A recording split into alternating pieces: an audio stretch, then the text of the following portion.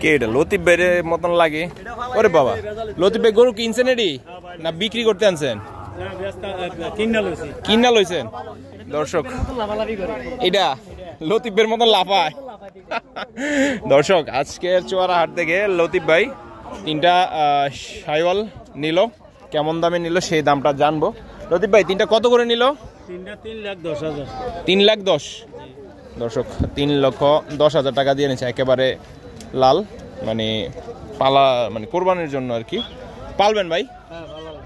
কত করে বললো তাইলে? এই জোড়া পড়ছে 210 আর এটা হলো 100। এই জোড়া পড়ছে 210, 1,05,000 করে।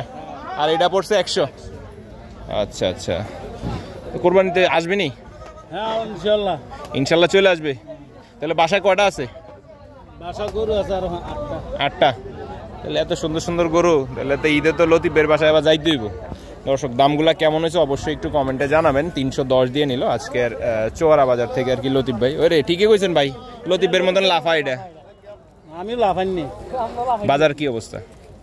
বাজার তো পরে দেন না, দাম দাম